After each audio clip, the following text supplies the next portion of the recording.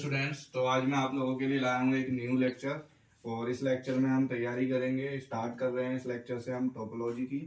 और topology subject जो आता है वो आपके बीएससी में भी आता है, एमएससी में भी आता है। बीएससी ऑनर्स मैथमेटिक्स स्टूडेंट के लिए टोपोलॉजी इंपॉर्टेंट सब्जेक्ट है, एंड एमएससी स्टूडेंट्स के लिए एंड सीएसआईआर नेट के लिए भी काफी इंपॉर्टेंट सब्जेक्ट होता है ये।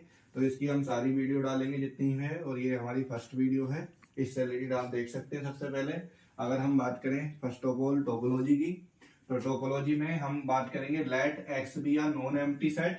नॉन एम्प्टी सेट का मतलब होता है कि एक्स के अंदर कोई ना कोई एलिमेंट है, यानी कि एक्स एक ऐसा सेट है जिसके अंदर कोई ना कोई एलिमेंट है। एटलीस्ट एक ही हो, सिंगलेटन सेट हो ये, लेकिन इसके अंदर एक ना एक एलिमेंट होगा। उसके बाद एंड टो बी या collection of subset of satisfying the following condition. हम टो एक ऐसा सबसेट ले रहे हैं, किसमें से? एक्स में से। ठीक है, जब हम एक्स लेंगे उसके टो बनाएंगे, यानी उसकी टोपोलॉजी बनाएंगे, तो वो टो उसका सबसेट कहलाएगा जो कि सेटिस्फाई करेगा फॉलोइंग कंडीशंस। 3 कंडीशन ये फुलफिल करता है तब वो किसी भी चीज की टोपोलॉजी कहलाएगी। अगर मान लो सबसेट में आपका फाई है और फाई बिलोंग करता है आपका टो से, और जो एक्स है यानी कि होल सेट, एक्स का मतलब क्या होता है? पूरा का पूरा सेट भी बिलोंग करता है टो से, तो इसे हम कह सकते हैं empty set and whole space are open. यानी कि टोपोलॉजी के अंदर जितने भी एलिमेंट्स होंगे या जितने भी सेट्स होंगे वो सारे के सारे सेट क्या होते हैं? ओपन। तो उनमें से 2 सेट होते हैं सबसे पहले, क्योंकि हमें पता है फाई सबका सबसेट होता है। फाई जो होता है वो हर एक सेट का सबसेट होता है, और वो खुद सेट अपने आप भी एक उस सेट का सबसेट होता है। तो इस कंडीशन से हम कह सकते हैं कि यहाँ पे हमारा फाई और यानी कि होल स्पेस किसे नेम दे रहे? एक्स को, तो वो हमारा ओपन होगा, और वो हमारे टोपोलॉजी की फर्स्ट एक्सियोम्स कहलाएगा।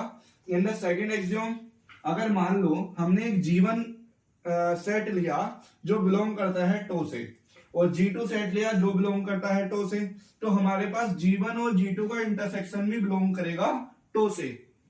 यानी कि इंटरसेक्शन ऑफ 2 ओपन सेट, यानी कि G1 और G2 हमारे पास कैसे सेट है? यहाँ पर ओपन सेट है, तो ये दोनों भी बिलोंग करेंगे किससे?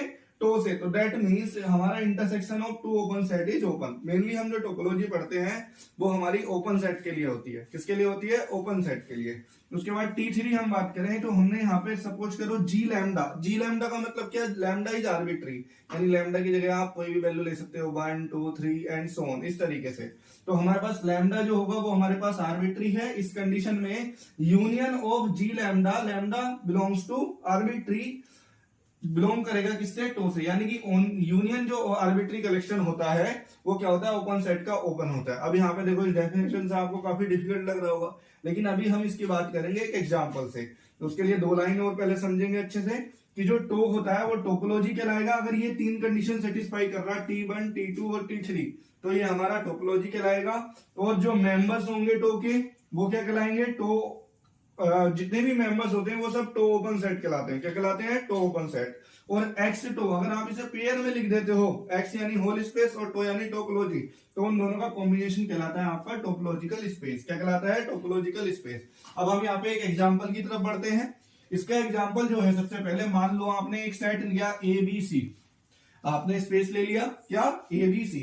अब आप इसमें इसका सबसेट निकालने की कोशिश करो, तो इसका सबसेट एक फाई सबसेट भी हो जाएगा इसका, तो फाई हमने ले लिया। एक ये खुद होल स्पेस हो जाएगा, तो वो ले लिया।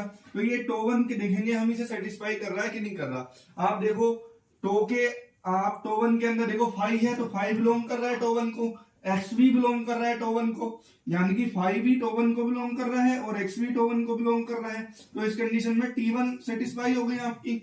उसके बाद T2 में अगर मान लो आपका G1 बिलोंग करता है टो को, G2 बिलोंग करता है टो2 को, तो G1 G2 का इंटरसेक्शन टो होता है। तो इस कंडीशन में आप इन दोनों का किसी का भी इंटरसेक्शन ले लो, फाई इंटरसेक्शन एक्स ले लो, या फिर आप एक्स इंटरसेक्शन फाई ले लो।